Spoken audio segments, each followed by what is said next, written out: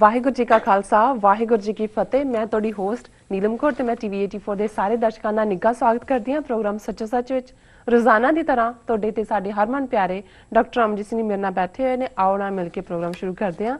ਜੀ ਡਾਕਟਰ ਸਾਹਿਬ, welcome to our show. Thank you so much. ਜੀ ਡਾਕਟਰ ਸਾਹਿਬ, ਅੱਜ 25 ਨਵੰਬਰ 2014 10 ਮੱਘਰ ਨਾਨਕਸ਼ਾਹੀ ਸੰਮਤ 546 ਦਾ ਦਿਨ ਹੈ। ਡਾਕਟਰ ਸਾਹਿਬ, ਇਸ ਤੋਂ ਪਹਿਲਾਂ ਕਿ ਮੈਂ ਆਪਣੇ ਦਰਸ਼ਕਾਂ ਵੱਲੋਂ ਆਈਆਂ ਈਮੇਲ ਤੇ ਮੈਸੇਜ ਨੂੰ ਪੜ੍ਹਾਂ, ਤੁਸੀਂ ਸਾਡੇ ਦਰਸ਼ਕਾਂ ਨੂੰ ਦੱਸੋ ਅੱਜ ਦਾ ਕੋਈ ਅਹਿਮ ਵਿਸ਼ਾ। ਦੇਖੋ, ਅੱਜ ਦੋ ਤਿੰਨ ਇਸ਼ੂਜ਼ ਤੇ ਮੈਂ ਗੱਲਬਾਤ ਕਰਾਂਗਾ। ਸਭ ਤੋਂ ਪਹਿਲਾਂ ਸੇਂਟ ਲੂਇਸ ਏਰੀਏ 'ਚ ਫਰਗਿਊਸਨ ਦੇ ਵਿੱਚ ਜਿਹੜੀ ਹਿੰਸਾ ਹੋਈ, ਸਭ ਤੋਂ ਪਹਿਲਾਂ ਕੁਛ ਅਰਸਾ ਪਹਿਲਾਂ ਇੱਕ ਕਾਲਾ ਨੌਜਵਾਨ ਜਿਹੜਾ ਕਿ ਕੋਈ ਚੀਜ਼ ਸਟੋਰ ਤੋਂ ਲੈ ਕੇ ਭੱਜਿਆ, ਉਸ ਨੂੰ ਇੱਕ ਗੋਰੇ ਆਫਿਸਰ ਨੇ ਕਨਫਰੰਟ ਕੀਤਾ, ਸ਼ੂਟ ਡਾਊਨ ਕੀਤਾ, ਉਦੋਂ ਹਿੰਸਾ ਹੋਈ ਜੀ। ਲੇਕਿਨ ਹੁਣ ਜਦੋਂ ਕਿ ਉਸ ਇਸ਼ੂ ਦੇ ਉੱਤੇ ਕਿ ਵੀ ਉਸ ਗੋਰੇ ਅਫਸਰ ਨੂੰ ਜਿਹੜਾ ਹੈ ਉਹ ਇੰਡਾਇਕਟ ਕੀਤਾ ਜਾਣਾ ਜਾਂ ਟਰਾਇਲ ਹੋਣਾ ਹੈ ਕਿ ਨਹੀਂ, ਉਸ ਦੇ ਉੱਤੇ ਇੱਕ ਪੂਰੀ ਜਿਊਰੀ ਬਣੀ। ਜਿਊਰੀ ਦੇ ਵਿੱਚ 12 ਜਿਹੜੇ ਨੇ ਉਹ ਜੂਰਰ ਸੀ, 9 ਉਹਨਾਂ 'ਚੋਂ ਗੋਰੇ ਸੀ ਔਰ 3 ਕਾਲੇ ਸੀ, ਔਰ ਉਹਨਾਂ ਨੇ ਲਗਭਗ 60 ਗਵਾਹੀਆਂ ਵਿਟਨੈਸਿਸ ਉਹਨਾਂ ਨੂੰ ਵੀ ਮੋਨੀਟਰ ਕੀਤਾ। ਔਰ ਉਸ ਤੋਂ ਬਾਅਦ ਉਹਨਾਂ ਨੇ ਆਪਣਾ ਜਿਹੜਾ ਜੂਰੀ ਨੇ ਫੈਸਲਾ ਦਿੱਤਾ, ਉਹਦੇ 'ਚ ਉਹਨਾਂ ਨੇ ਇਹੀ ਕਿਹਾ ਵੀ ਇਸ ਗੋਰੇ ਅਫਸਰ ਦੇ ਖਿਲਾਫ ਜਿਹੜਾ ਹੈ ਉਹ ਮੁਕੱਦਮਾ ਨਹੀਂ ਚੱਲੇਗਾ ਜੀ। ਜੋ ਹੀ ਇਹ ਖਬਰ ਆਈ, ਹਾਲਾਂ ਉਸ ਤੋਂ ਪਹਿਲਾਂ ਇਸ ਗੱਲ ਦਾ ਅੰਦੇਸ਼ਾ ਤਾਂ ਸੀ ਕਿ ਇਸ ਦੇ ਉੱਤੇ ਰਾਈਟਿੰਗ ਹੋ ਸਕਦੀ ਹੈ। ਪਹਿਲਾਂ ਹੀ ਸੈਂਕੜਿਆਂ ਦੀ ਗਿਣਤੀ ਦੇ ਵਿੱਚ ਫੈਡਰਲ ਜਿਹੜੀ ਪੁਲਿਸ ਹੈ ਉੱਥੇ ਪਹੁੰਚੀ ਹੋਈ ਸੀ ਔਰ ਉਹਨਾਂ ਨੇ ਬੜਾ ਜ਼ਬਰਦਸਤ ਪ੍ਰੀਵੈਂਟਿਵ ਮੇਸ਼ਰਸ ਵੀ ਲਿਆ। ਪਰ ਇਹਦੇ ਬਾਵਜੂਦ ਜਿਹੜੀਆਂ ਰਿਪੋਰਟਾਂ ਨੇ ਕਿ ਉੱਥੇ ਰਾਈਟਿੰਗ ਰਾਦਰ ਇਮੀਡੀਏਟ ਬਾਅਦ ਜਿਹੜੀ ਹੋਈ ਸੀ ਉਸ ਦੇ ਮਾਰੇ ਜਾਣ ਤੋਂ ਉਸ ਤੋਂ ਵੀ ਜ਼ਿਆਦਾ ਹੋਈ ਹੈ। 12 ਦੇ ਕਰੀਬ ਜਿਹੜੀਆਂ ਬਿਲਡਿੰਗਾਂ ਨੇ ਉਹ ਸਾੜ ਦਿੱਤੀਆਂ ਗਈਆਂ, ਦਰਜਨਾਂ ਕਾਰਾਂ ਨੂੰ ਅੱਗਾਂ ਲੱਗੀਆਂ ਨੇ ਔਰ ਥਰੂ ਆਊਟ ਅਮਰੀਕਾ ਜਿਹੜੇ ਨੇ ਉਹ ਪ੍ਰੋਟੈਸਟ ਹੋ ਰਹੇ ਨੇ, ਜਿਨ੍ਹਾਂ ਦੇ ਵਿੱਚ New York, Chicago, Seattle, Los Angeles, Oakland, California 'ਚ ਔਰ DC 'ਚ ਬੜੇ ਜ਼ੋਰਦਾਰ ਪ੍ਰੋਟੈਸਟ ਹੋਏ ਨੇ। ਇਸ ਗੱਲ ਨੂੰ ਲੈ ਕੇ ਕਾਫੀ ਐਡਮਿਨਿਸਟ੍ਰੇਸ਼ਨ ਦੇ ਵਿੱਚ ਘਬਰਾਹਟ ਵੀ ਹੈ ਕਿਉਂਕਿ ਅਮਰੀਕਾ ਦੇ ਵਿੱਚ ਜਿਹੜੀ ਰੇਸ ਟੈਂਸ਼ਨਸ ਦੀ ਹਿਸਟਰੀ ਹੈ ਉਹ ਬੜੀ ਖਤਰਨਾਕ ਰਹੀ ਹੈ। ਇਕੱਲਾ ਇਹ ਨਹੀਂ ਵੀ ਸਲੇਵਰੀ ਰਹੀ ਜਾਂ 1960ਵਿਆਂ ਦੀ ਸਿਵਲ ਲਿਬਰਟੀ ਮੂਵਮੈਂਟ ਜਾਂ ਉਹਦੇ ਦੋਨੋਂ ਹੀ ਆਗੂ ਮਾਰਟਨ ਲੂਥਰ ਕਿੰਗ ਔਰ ਮੈਲਕਮ ਐਕਸ, ਉਹਨਾਂ ਦੀ ਵਾਇਲੈਂਟ ਡੈਥ ਹੋਈ। ਬਟ LA ਦੇ ਵਿੱਚ ਰੋਡਨੀ ਕਿੰਗ ਦੇ ਮਾਮਲੇ 'ਚ ਜਿਹੜੀ ਹਿੰਸਾ ਹੋਈ ਉਹ ਵੀ ਬੜੀ ਖਤਰਨਾਕ ਹਿੰਸਕ ਐਕਟੀਵਿਟੀ ਸੀ ਜੀ। ਸੋ ਇਸ ਗੱਲ ਦੇ ਮੱਦੇਨਜ਼ਰ ਜਿਹੜੇ ਗਵਰਨਰ ਮਿਸਟਰ ਜੇ ਨਿਕਸਨ ਉਹ ਸਟੇਟ ਦੇ ਮਿਜ਼ਰੀ ਦੇ, ਫਿਰ ਅਸੀਂ ਦੇਖਦੇ ਹਾਂ ਕਿ ਪ੍ਰੈਜ਼ੀਡੈਂਟ ਓਬਾਮਾ ਉਹਨਾਂ ਨੇ ਵੀ ਅਪੀਲ ਕੀਤੀ ਹੈ।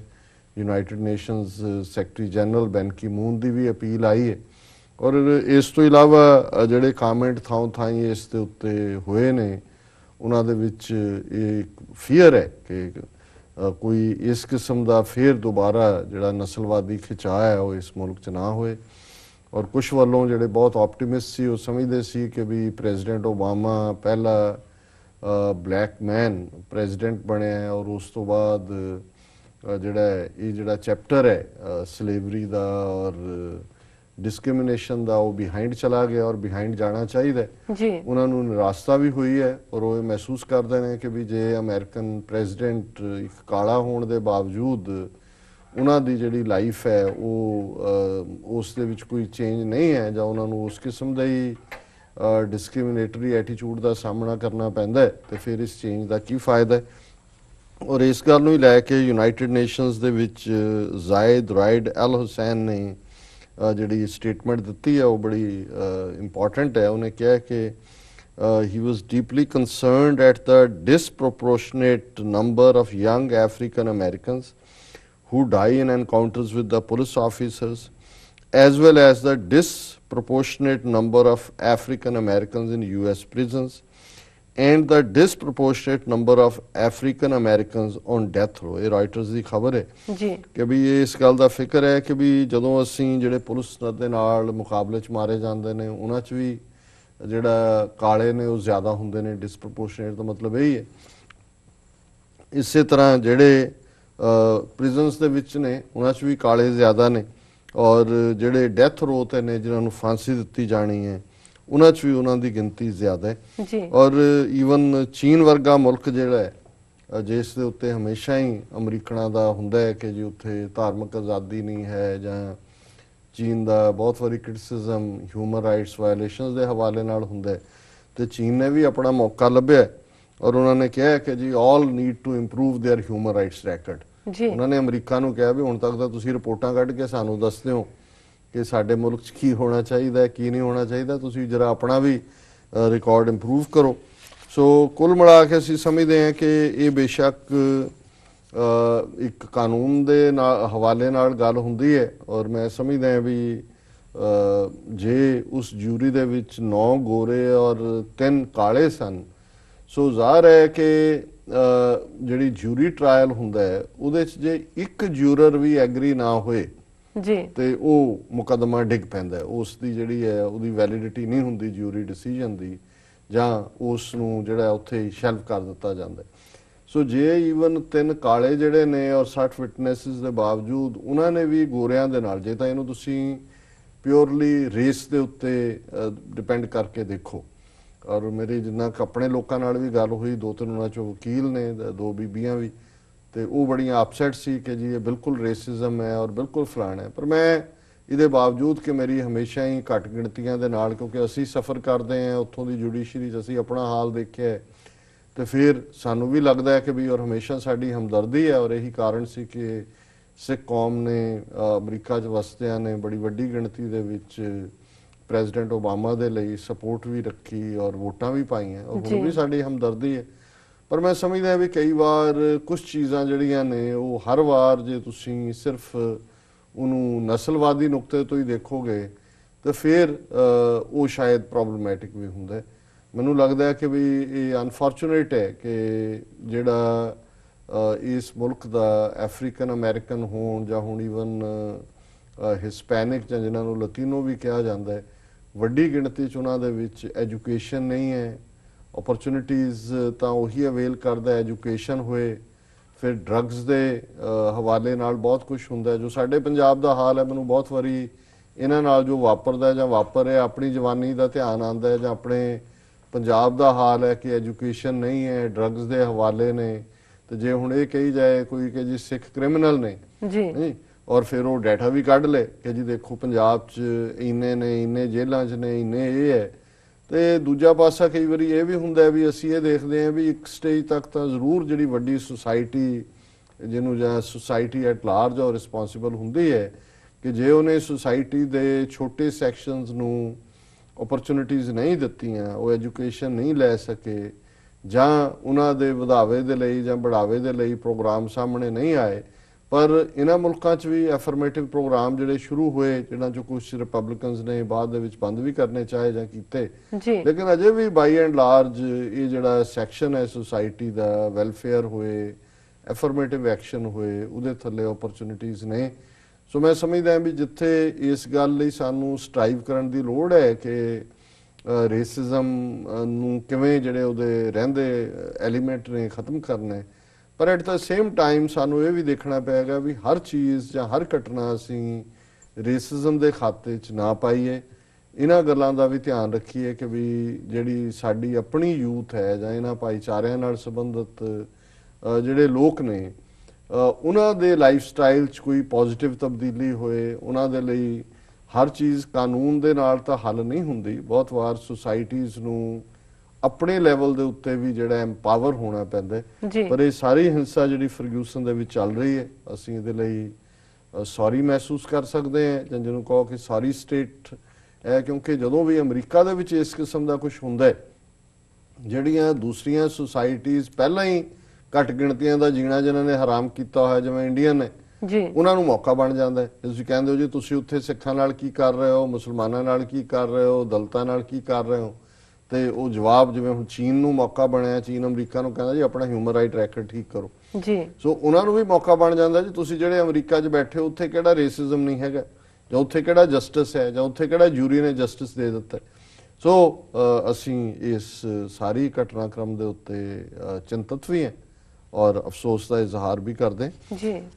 ਦੂਸਰਾ ਇਸ਼ੂ ਜਿਹੜਾ ਮੀਡੀਆ ਨੇ, ਇੰਡੀਅਨ ਮੀਡੀਆ ਨੇ ਥੋੜੀ ਬਹੁਤ ਖਬਰ ਤਾਂ ਦਿੱਤੀ, ਲੇਕਿਨ ਫਿਰ ਵੀ ਉਹਨੂੰ ਇਸ ਤਰੀਕੇ ਦੇ ਨਾਲ ਜਿਵੇਂ ਪਾਕਿਸਤਾਨ ਨਾਲ ਸੰਬੰਧਿਤ ਹਰ ਚੀਜ਼ ਬਾਰੇ ਉਹ ਰਾਈ ਦਾ ਪਹਾੜ ਬਣਾਉਂਦੇ ਨੇ, ਇਵੇਂ ਨਹੀਂ ਕੀਤਾ। ਉਹ ਹੈ ਵੀ ਚੀਨ ਨੇ ਬ੍ਰਹਮਪੁੱਤਰ ਦਰਿਆ ਦੇ ਉੱਤੇ, ਜਿਹਦਾ ਨਾਂ ਚੀਨੀ ਜ਼ਬਾਨ ਦੇ ਵਿੱਚ ਇਸ ਦਰਿਆ ਨੂੰ ਯਾਰਲੁੰਗ ਚੈਂਗਬੋ ਕਹਿੰਦੇ ਨੇ, ਇਹ ਤਿੱਬਤ ਤੋਂ ਨਿਕਲਦਾ ਹੈ, ਬਹੁਤ ਵੱਡਾ ਦਰਿਆ ਹੈ। ਭਾਰਤ ਦੇ ਵਿੱਚ ਵੜਦਿਆਂ ਨੂੰ ਬ੍ਰਹਮਪੁੱਤਰਾ ਕਹਿੰਦੇ ਨੇ। ਉੱਥੋਂ ਅਸਾਮ ਤੋਂ ਉੱਤਰ ਕੇ ਨਾਰਥ ਈਸਟ ਤੋਂ ਫਿਰ ਵੈਸਟ ਬੰਗਾਲ 'ਚ ਆਉਂਦਾ ਹੈ ਜੀ। ਵੈਸਟ ਬੰਗਾਲ 'ਚੋਂ ਫਿਰ ਇਹ ਬੰਗਲਾਦੇਸ਼ ਚਲਾ ਜਾਂਦਾ ਹੈ। ਸੋ ਕਿਉਂਕਿ ਤਿੱਬਤ ਹੁਣ ਚੀਨ ਦਾ ਹਿੱਸਾ ਹੈ, ਸੋ ਇਹਦਾ ਜਿਹੜਾ ਅਪਰ ਰਾਈਪੇਰੀਅਨ ਹੈ ਉਹ ਜ਼ਾਹਰ ਹੈ ਤਿੱਬਤ ਚਾਈਨਾ 'ਚ ਹੈ, ਔਰ ਲੋਅਰ ਰਾਈਪੇਰੀਅਨ ਦੇ ਵਿੱਚ ਅਸਾਮ, ਵੈਸਟ ਬੰਗਾਲ, ਬੰਗਲਾਦੇਸ਼ ਇਹ ਸਾਰੇ ਖੇਤਰ ਆਉਂਦੇ ਨੇ ਜੀ। ਔਰ ਇਸ ਦੇ ਉੱਤੇ ਚੀਨ ਨੇ ਇੱਕ ਬਹੁਤ ਵੱਡਾ ਜਿਹੜਾ ਡੈਮ ਹੈ ਉਹ ਬਣਾਇਆ, ਜਿਹੜਾ ਕਿ ਜਿਹਦੀ ਕੈਪੈਸਿਟੀ ਓਵਰ 3300 ਕਿਉਂਕਿ 3300 ਮੀਟਰ ਇਹ ਉੱਚਾ ਹੈ ਜਿਹੜਾ ਤਿੱਬਤ ਰੀਜਨ ਹੈ ਉਹਦੇ ਤੋਂ ਸੀ ਲੈਵਲ ਤੋਂ। ਇਹਨੂੰ ਰੂਫ ਆਫ ਦਾ ਵਰਲਡ ਕਹਿੰਦੇ ਨੇ ਤਿੱਬਤ ਨੂੰ।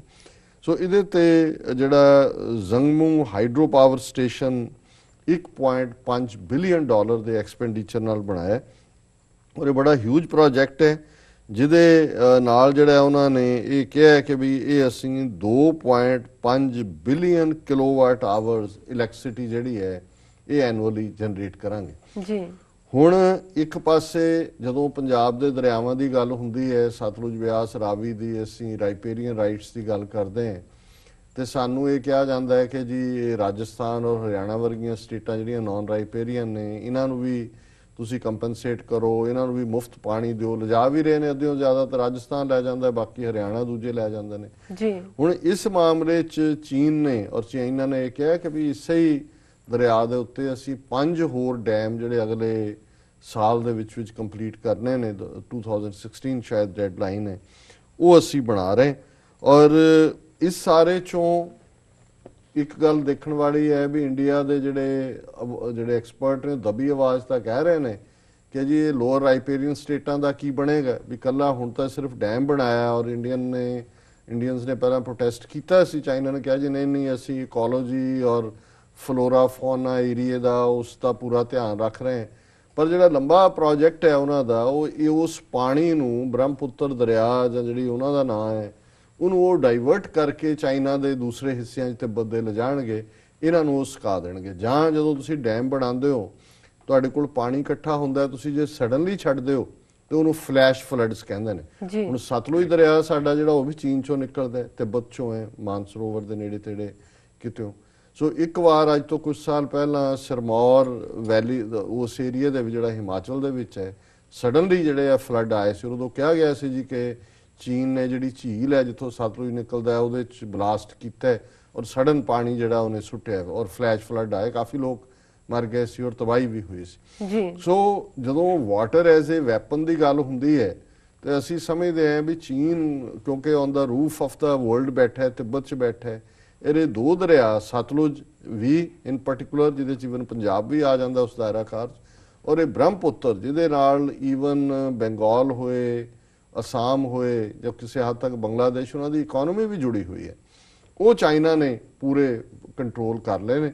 ਔਰ ਇਹੀ ਇੱਥੇ ਹੀ ਬਸ ਨਹੀਂ ਹੈ, ਇੱਕ ਭਾਰਤ ਦਾ ਸਾਬਕਾ ਫੌਜੀ ਮੁਖੀ ਰਿਹਾ ਪਦਮਨਾਭਨ ਜੀ, ਜਦੋਂ 2001 ਦੇ ਵਿੱਚ ਭਾਰਤ ਦੀ ਪਾਰਲੀਮੈਂਟ ਦੇ ਉੱਤੇ ਦਹਿਸ਼ਤਗਰਦ ਹਮਲਾ ਹੋਇਆ ਸੀ ਜਿਹਨੂੰ ਬਿਨਾਂ ਪੜਤਾਲ ਕੀਤਿਆਂ ਭਾਰਤ ਨੇ ਪਾਕਿਸਤਾਨ ਦੇ ਖਾਤੇ 'ਚ ਪਾਇਆ ਸੀ, ਤੇ ਉਦੋਂ ਇਹ ਪਦਮਨਾਭਨ ਜਿਹੜਾ ਇਹ ਫੌਜ ਦਾ ਚੀਫ ਸੀ ਔਰ ਇਹਨੇ ਜਿਹੜੀ ਹੈ ਸਾਰੀ ਭਾਰਤੀ ਫੌਜ ਦਾ ਵੱਡਾ ਹਿੱਸਾ ਲਿਆ ਕੇ ਬਾਰਡਰ ਦੇ ਉੱਤੇ ਇਕੱਠਾ ਕਰ ਦਿੱਤਾ ਸੀ। ਪਾਕਿਸਤਾਨ ਵੀ ਫੌਜ ਲਾਇਆ ਸੀ।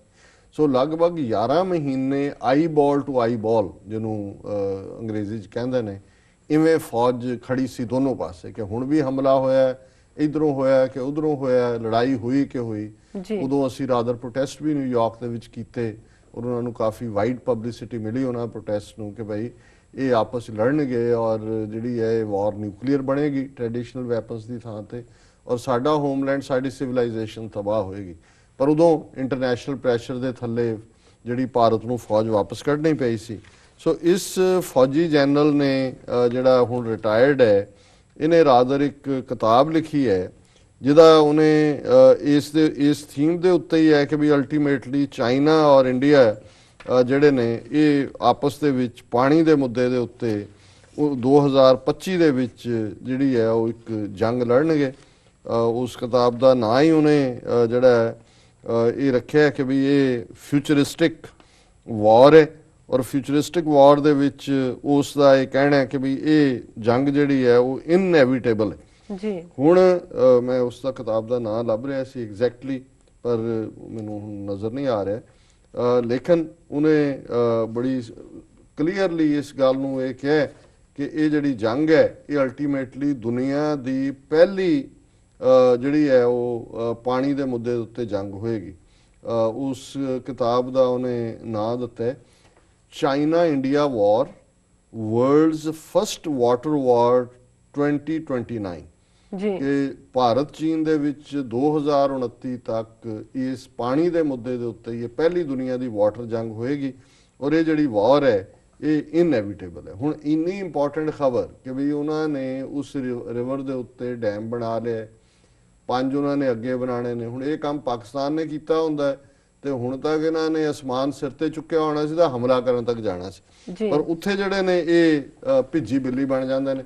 ਹੁਣ ਇਹ ਜਿਹੜੀ ਚੇਂਜਸ ਹੋ ਰਹੀਆਂ ਨੇ ਉਸ ਖਿੱਤੇ ਦੇ ਵਿੱਚ ਜਿਹੜੀ ਕਿ ਚੀਨ ਔਰ ਪਾਕਿਸਤਾਨ ਦੇ ਹਵਾਲੇ ਨਾਲ ਹੈ, ਕਿਉਂਕਿ ਦੂਸਰੀ ਖਬਰ ਹੀ ਇਹਦੇ ਨਾਲ ਰਿਲੇਟਡ ਪਾਕਿਸਤਾਨ ਨਾਲ ਸੰਬੰਧਿਤ ਹੈ ਔਰ ਇੱਕ ਅਮਰੀਕਾ ਦਾ ਵੱਡਾ ਥਿੰਕ ਟੈਂਕ ਹੈ ਕੌਂਸਲ ਔਨ ਫੋਰਨ ਰਿਲੇਸ਼ਨਸ।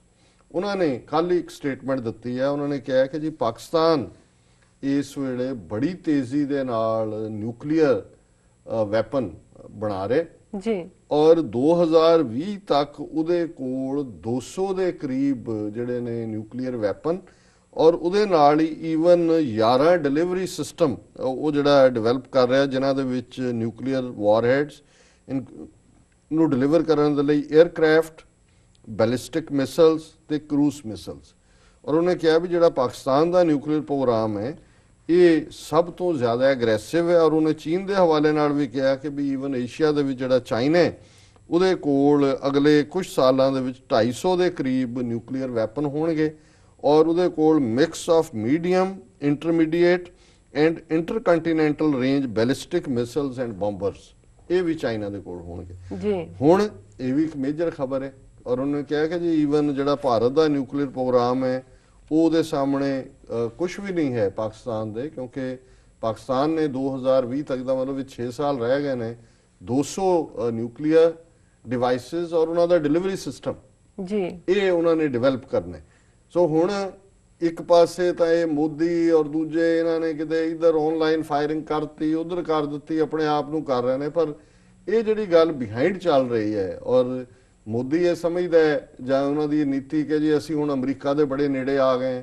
ਜਿਹੜੀ ਖਬਰ ਹੁਣ ਇੱਕ ਇਸ ਦੇ ਨਾਲ ਵੀ ਜਦੋਂ ਅਸੀਂ ਆਪਣੇ ਖਿੱਤੇ 'ਚ ਦੇਖਦੇ ਹਾਂ ਔਰ ਅਸੀਂ ਅਕਸਰ ਇਹ ਕਹਿੰਦੇ ਹਾਂ ਵੀ ਕੋਲਡ ਵਾਰ ਬੇਸ਼ੱਕ ਇਹ ਕਿਹਾ ਜਾਂਦਾ ਖਤਮ ਹੋਈ ਔਰ ਰਸ਼ੀਆ ਜਿਹੜਾ ਇੱਕ ਪਾਵਰ ਦੇ ਤੌਰ ਦੇ ਉੱਤੇ ਫੇਰ ਉੱਭਰਿਆ ਔਰ ਉਹ ਕੋਲਡ ਵਾਰ ਫੇਰ ਚੱਲ ਰਹੀ ਹੈ। ਜੀ ਹੁਣ ਭਾਰਤ ਜਿਹੜਾ ਹੈ ਉਹ ਅਮਰੀਕਾ ਦੇ ਨਾਲ ਜਿਹੜਾ ਵੈਪਨ ਟ੍ਰੇਡ ਕਰਨ ਵਾਲਾ ਵੱਡਾ ਮੁਲਕ ਬਣ ਗਿਆ। ਈਵਨ ਰਸ਼ੀਆ ਨਾਲੋਂ ਵੀ ਜ਼ਿਆਦਾ ਵੈਪਨ ਉਹਨਾਂ ਨੇ ਭਾਰਤ ਤੋਂ ਖਰੀਦੇ ਨੇ।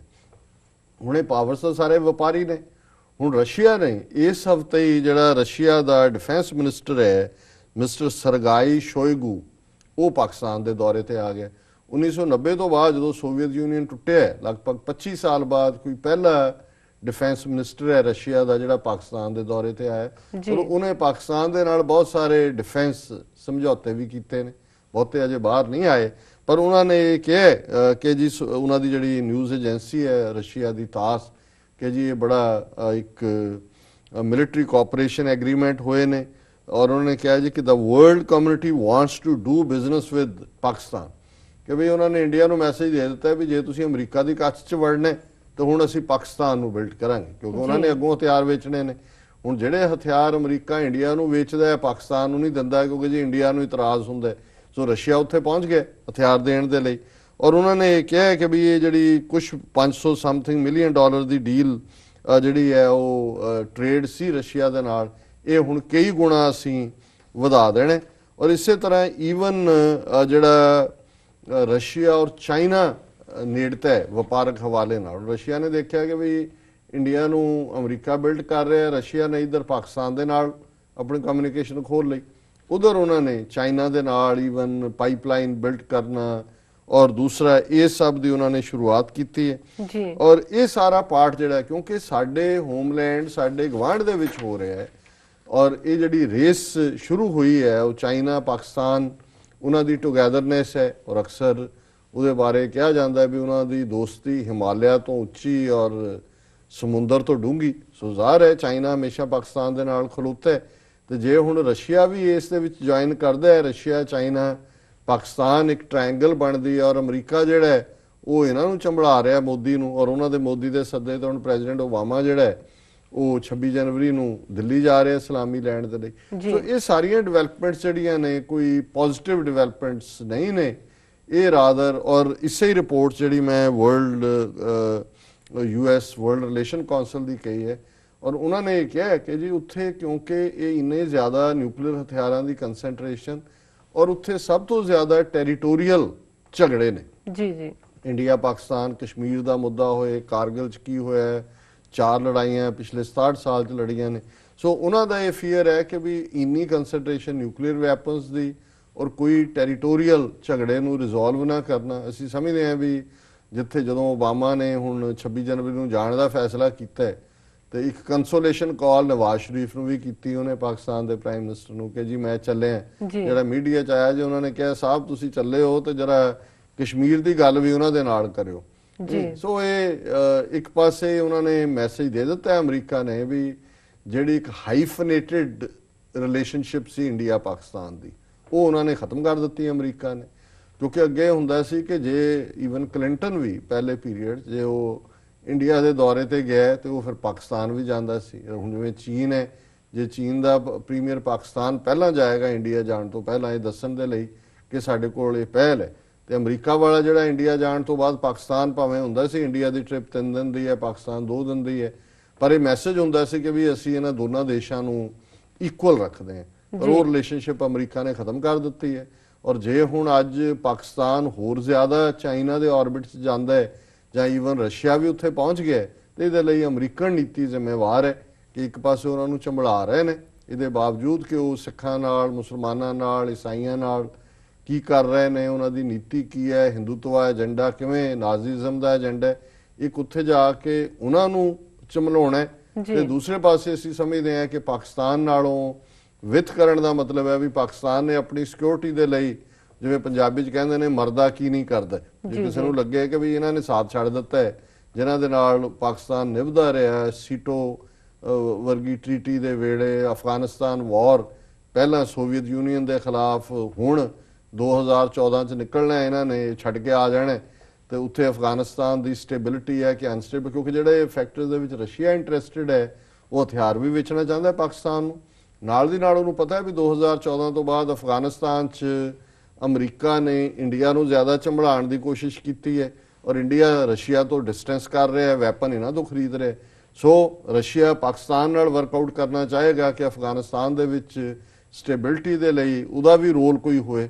ਸੋ ਕੁੱਲ ਮਿਲਾ ਕੇ ਇਹ ਜਿਹੜੀਆਂ ਨੇ ਜਿਹਨੂੰ ਡਾਇਨਾਮਿਕਸ ਕਹਿੰਦੇ ਨੇ ਉੱਥੋਂ ਦੀਆਂ, ਜਾਂ ਉਹ ਸਾਰਾ ਕੁਝ ਬਦਲ ਰਿਹਾ, ਔਰ ਇਹ ਸਾਡੇ ਗਵਾਂਢ 'ਚ ਹੋ ਰਿਹਾ, ਸਾਡੀ ਬੈਕਯਾਰਡ ਹੈ ਜਾਂ ਫਰੰਟ ਯਾਰਡ ਹੈ ਦੋਨਾਂ ਦਾ। ਸੋ ਸਿੱਖ ਕੌਮ ਤਾਂ ਸੁੱਤੀ ਹੋਈ ਹੈ, ਉਹਨੂੰ ਤਾਂ ਇਹ ਪਤਾ ਹੀ ਨਹੀਂ ਹੈ ਕਿ ਵੀ ਕੀ ਚੱਲ ਰਿਹਾ ਹੈ ਔਰ ਉਹਨਾਂ ਦਾ ਕੀ ਰੋਲ ਹੈ। ਔਰ ਸਾਡੀ ਇੱਕ ਤੀਸਰੀ ਇਕਾਈ ਦੇ ਤੌਰ ਤੇ ਹਿੰਦੂ ਇੰਡੀਆ ਔਰ ਇਸਲਾਮਿਕ ਪਾਕਿਸਤਾਨ ਦੇ ਵਿਚਾਲੇ ਸਾਡੀ ਹੋਂਦ ਕਿਵੇਂ ਇੱਕ ਇੰਟਰਨੈਸ਼ਨਲ ਇੰਪੋਰਟੈਂਸ ਬਣ ਸਕਦੀ ਸੀ, ਪਰ ਅਸੀਂ ਤਾਂ ਜਿਹੜੀ ਹੈ ਉਹ ਘੁਰਾੜੇ ਮਾਰ ਰਹੇ ਹਾਂ। ਹੋਰ ਸਾਡੇ ਕੋਲ ਕੀ ਕਹਿਣ ਨੂੰ ਹੈ। ਜੀ ਡਾਕਟਰ ਸਾਹਿਬ, ਬਿਲਕੁਲ ਤੁਹਾਡਾ ਬਹੁਤ ਬਹੁਤ ਸ਼ੁਕਰੀਆ। ਇਸ ਨਾਲ ਨੇ ਬ੍ਰੇਕ। ਵਿਊਅਰਸ ਤੁਸੀਂ ਕਿਤੇ ਨਹੀਂ ਜਾਣਾ, ਮਿਲਦੇ ਹਾਂ ਕਮਰਸ਼ੀਅਲ ਬ੍ਰੇਕ ਤੋਂ ਬਾਅਦ।